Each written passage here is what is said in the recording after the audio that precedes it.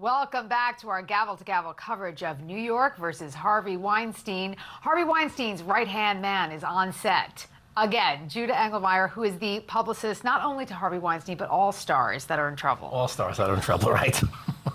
Thank you. Okay, today was, even though it was a half day, it was a big day in court. It was a big day in court. And I think it started off really strong by Arthur Aidala bringing up this argument, and I have the transcript in front of me, and it's about this Molyneux issue. And you said it, and actually I stole it for the beginning of the show, the more corroborators to corroborate, witnesses to corroborate the corroborators. Oh, yes, I did say that outside the courtroom, correct. And I stole it, and I used it. But it's true. Right. And I feel like at this point, it's just becoming a cycle. We saw it with Annabelle Sciorra, then with Mimi Haley, and now Dawn Dunning, and then even Tara Lee Wolf to some extent. Right. Okay, so Arthur starts off the morning by bringing this to the court's attention, and he refers to, he says, Your Honor, reviewing the court's decision much earlier in the trial, and he refers to this closed-door hearing that occurred on April 26, 2019. Our Ted Rollins was here, couldn't get in the courtroom. You were inside the courtroom for Professor Ron Sullivan. Okay, so he made the argument. He made the argument. Now, I know you can't reveal, the details. It was a sealed hearing. However, Arthur's argument seemed to be the judge said certain witnesses could testify. Right. So as we know, not to get into the detail of what Molyneux is, but Molyneux's are very sketchy in New York and very seldom tried, as we know. And the judge, after the prosecution submitted a lot more than 3 or 4 people, the judge ultimately allowed this limited amount of people for the Molyneux.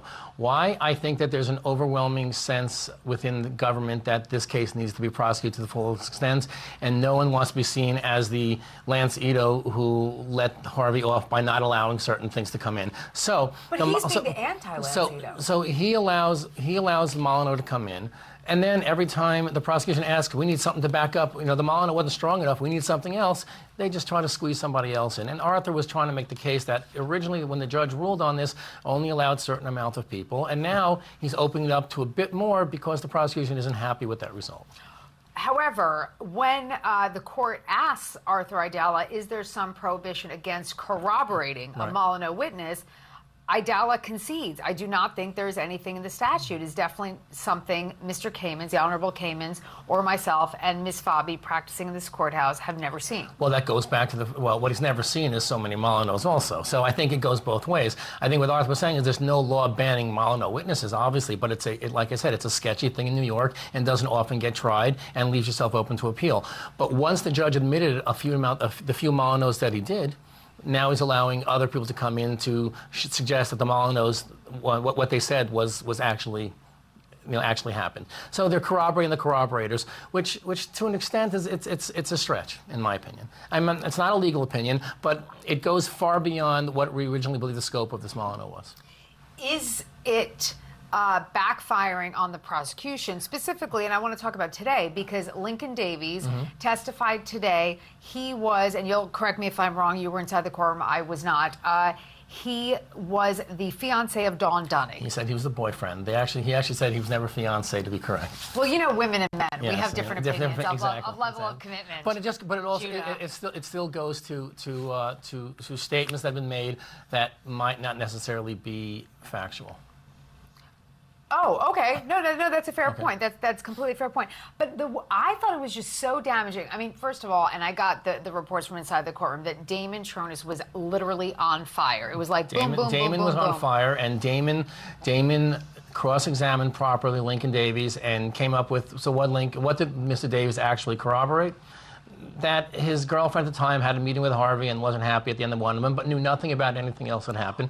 So what was the corroboration? No, I don't know. Nothing was in question. Then why did the judge let him testify? Because I just want to remind our viewers. Once again, I believe that there's an attempt to bend over backwards to see this prosecutor to the full extent of the law. Finish that sentence. As much as they can. Nobody, listen, in the end, if and when Harvey is acquitted from this, nobody wants to be accused, no lawmaker wants to be accused of not doing the right thing and not bringing as much evidence as they possibly could to make this happen. If and when. If and acquitted. When. Acquitted. You're going for the full We have no choice but to believe that. Okay, that's good. Because okay, the evidence is on our side, the facts are on our side, and we keep on saying that. Let's just go a little bit more about Damon's cross-examination because, okay, number one, the biggest problem with Lincoln Davies is that he did not know about the alleged first meeting, right? Where she claims that Harvey Weinstein digitally penetrated her. He didn't even know about that. Right, he did not. So it was just so bad. Like, why would you call him as a witness? So what is she corroborating? The fact that Harvey just made a proposition to her which some thought was humorous?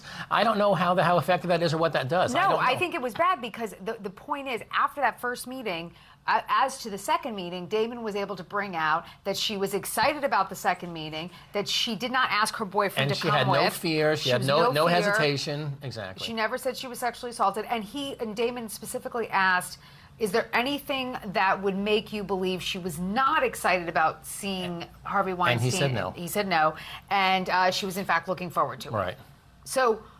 do you think the jury is getting it? I think the jury is starting to see it. And then the second witness, Mauricio Ferrigno, I think that went less to what his memory was and more to what the prosecution is doing. Okay, we're going to talk about that. We have to get a break. It's a very important part. We're going to talk about it after the break. This is what we call a tease, Judah. You know what television is. You've never heard of this? Okay, more with Juda Engelmayer right after this.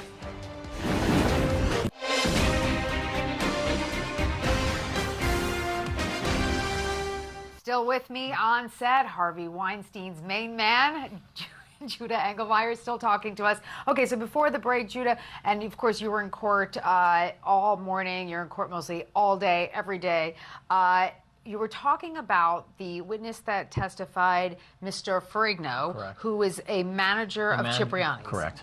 Okay, right. So, and Cipriani's is like another character in this whole saga because we've spoken to other accusers who have met Mr. Weinstein at Cipriani's, right, and again, it rears its ugly head. So Cipriani is a friend, Giuseppe Cipriani is a friend of Harvey's, and Harvey has been a friend of his. Therefore, his restaurants have a regular place for Harvey to go. It's not been a secret, and there's no problem with that.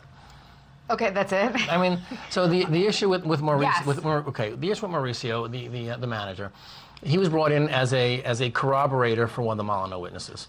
Tara Leigh Wolfe. And what came out today in his testimony was that he doesn't actually remember any incident, and first of all, he didn't remember any incident to begin with.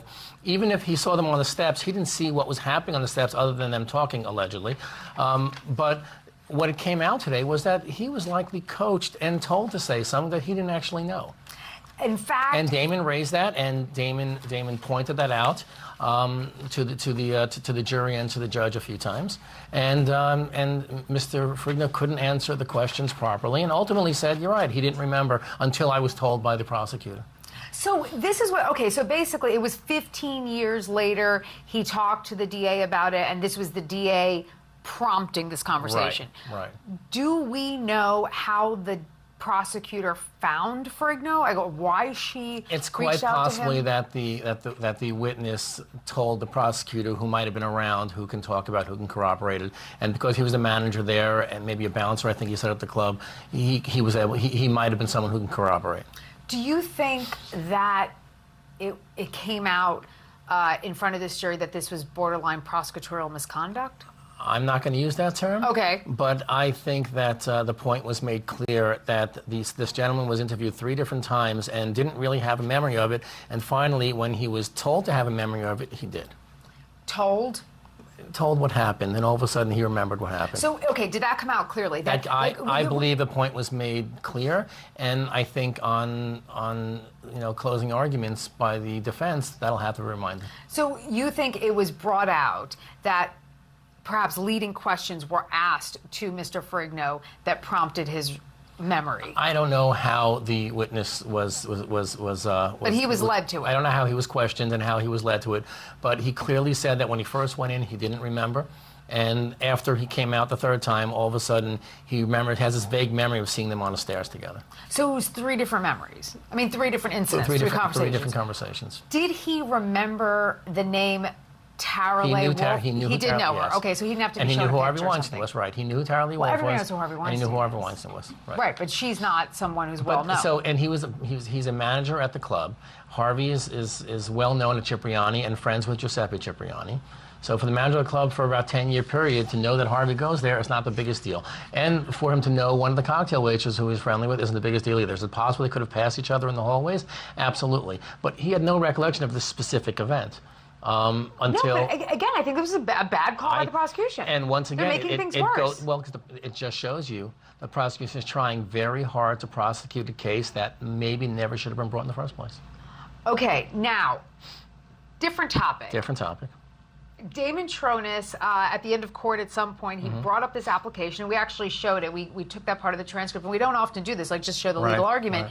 But it's a little bit awkward in the way he brought it out, and I don't know what the vibe is in the courtroom, but Damon Tronis is saying that Joan Aluzzi is making faces and talking. Tell us about that. We have 1 minute left. There are times in the courtroom when certain things are said by the witnesses or by the defense, which the prosecution doesn't like or disagrees with, and sometimes they sigh in disbelief or make their disappointment or disillusionment known in a way where they're frustrated. It's a frustrated sense. I can't believe I know that's wrong. And they say, I don't think it's intentional. I think that it just comes out.